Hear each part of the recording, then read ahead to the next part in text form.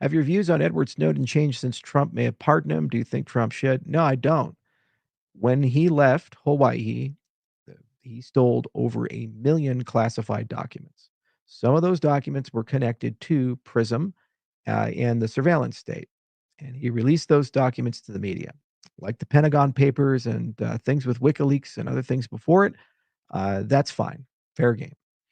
The majority of the things he stole, he did not release. So if he didn't give those things to the media and he took them, why would he then flee to Hong Kong, which is run by China, and later Russia, become a Russian citizen and swear allegiance to Russia? We all know what happened there. Under the hood, he traded that knowledge, that intelligence for protection. That's why they covered him. He's a spy who defected. Happens. They're double agents. We see him from time to time. He took an oath not to do that. Now, if he wanted to be a political person and a political prisoner, what he should have done was go ahead and call a press conference and leak all this stuff. He would have been arrested, and Trump or somebody would have pardoned him at some point. And every day he was in prison, people would complain about it, and he'd be an American hero right now. And we'd all honor his integrity and character. That's what Nelson Mandela did. Nelson Mandela did down in South Africa, and many other political prisoners. That's what Martin Luther King was prepared to do as well. And he was arrested several times, fighting for what he believed in. And he didn't care if there were personal consequences and harm to himself.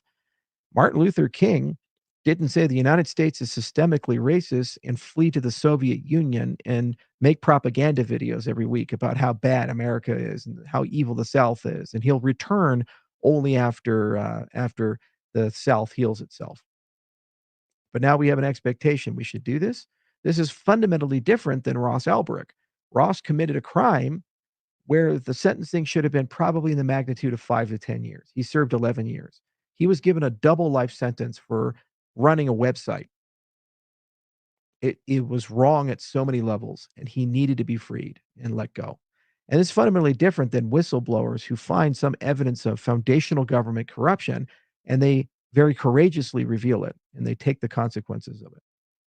He wanted to have his cake and eat it too, and he wants to be a hero, and he wants to be in the news every day about how heroic he is and how smart he is and all these things he's done. And I'm sorry, you don't get to steal 1 million classified documents.